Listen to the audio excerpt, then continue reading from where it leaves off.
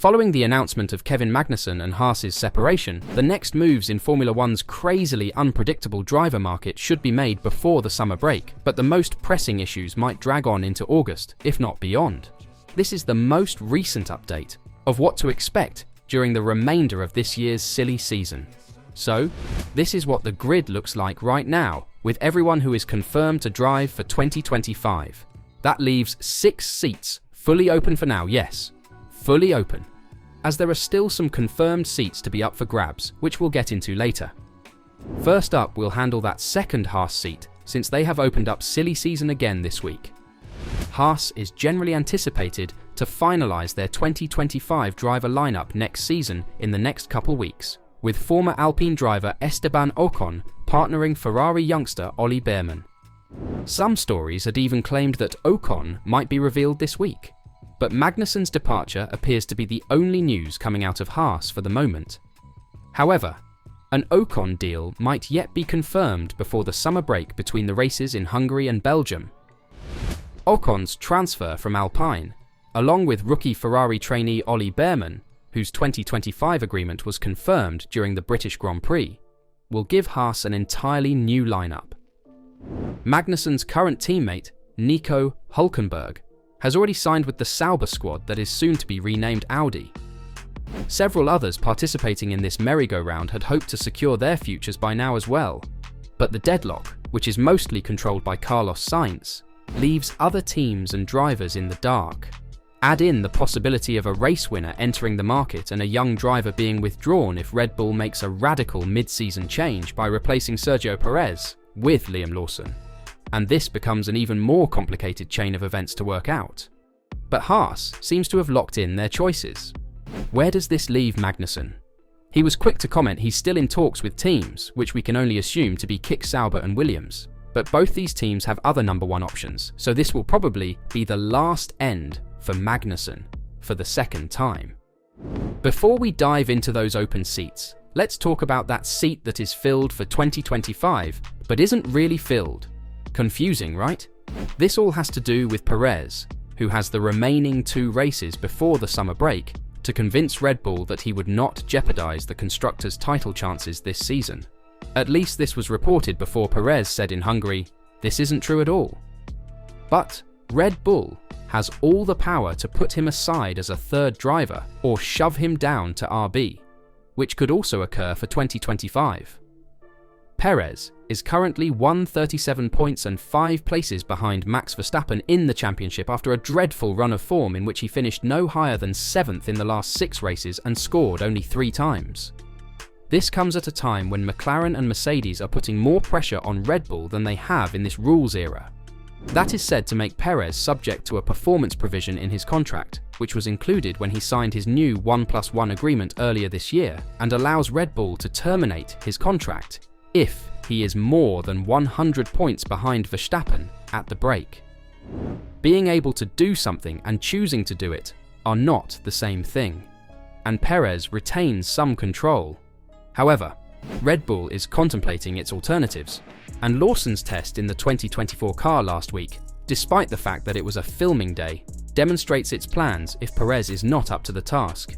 If Perez is dropped, a very experienced race-winning driver will become available. Regardless of his Red Bull success, he will undoubtedly appeal to teams such as Audi, Alpine and Williams, and he would not be the first to prosper elsewhere following a tough battle with Verstappen.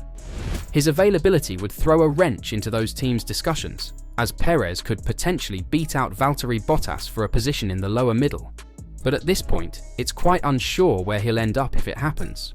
But I reckon it will happen, so we can remove Perez from the board for now.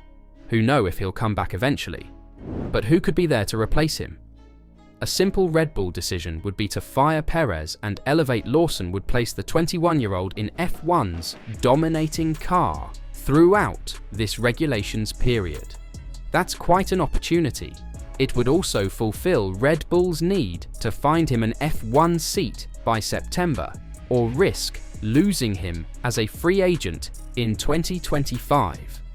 But this would also raise some eyebrows, especially within the RB camp, as Tsunoda feels that should be his seat. If they choose Liam, that would be weird, Tsunoda said.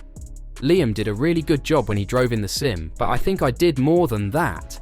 So, we'll see how it goes. They know how to manage the drivers.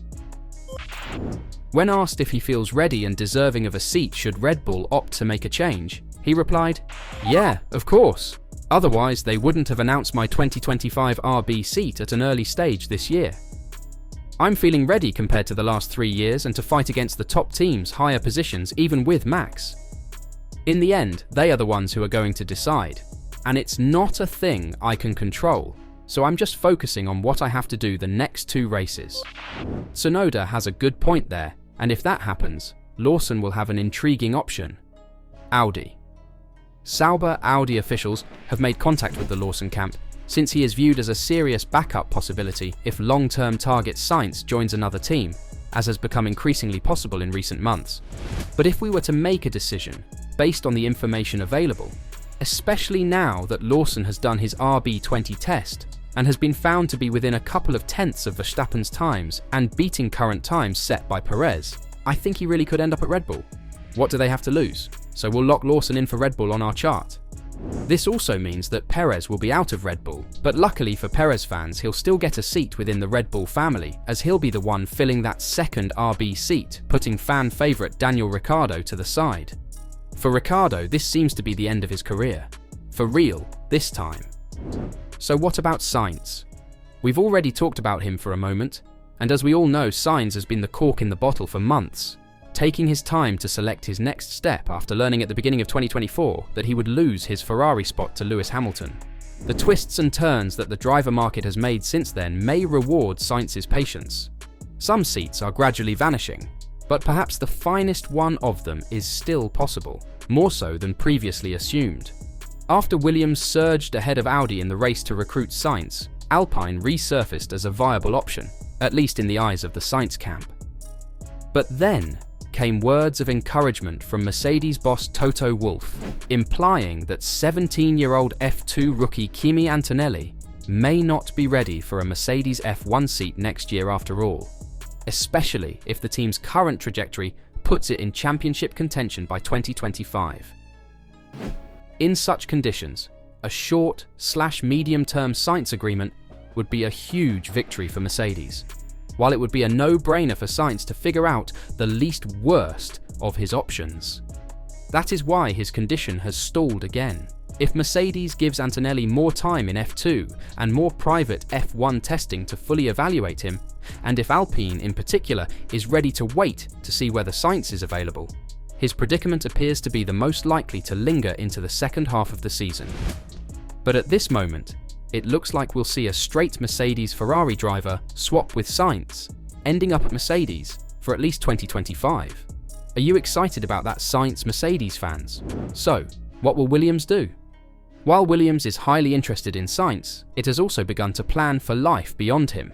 Discussions with other drivers have already begun, and Bottas, who began his F1 career with the team, appears to be the most probable candidate to return. But Mercedes prodigy, Antonelli, similar to George Russell's 3-year stay with Williams, cannot be ruled out. With Ocon, who did not appear to be a favourite candidate there anyhow, departing for Haas, Williams' options appear to be simple. Wait for Sainz, who seems set to go to Mercedes, lock down Bottas while it still can, or take Antonelli on a multi-year apprenticeship with Mercedes.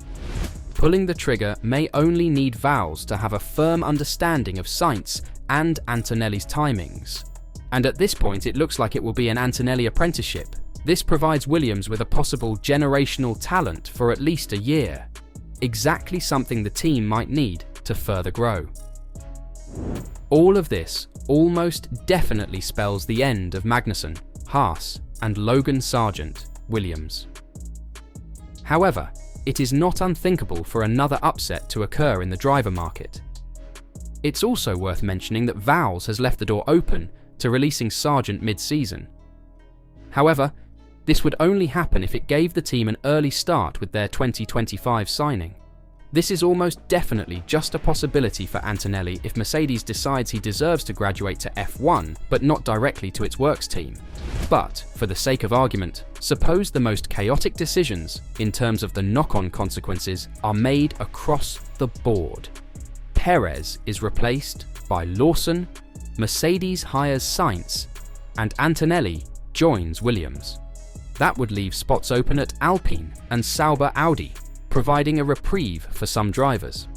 But, according to information and drivers available, it seems that Sauber Audi will decide to go on with Bottas for at least 1 year, leaving only a spot open at Alpine. And with their desired picks already gone, they seem to be the last ones to pick, leaving some sub-optimal options available. This does, however, make it fun for us to speculate. According to the information available, Jack Doohan seems to be the first logical pick, with Mick Schumacher coming up as a wild card. Who would you like to see fill that seat?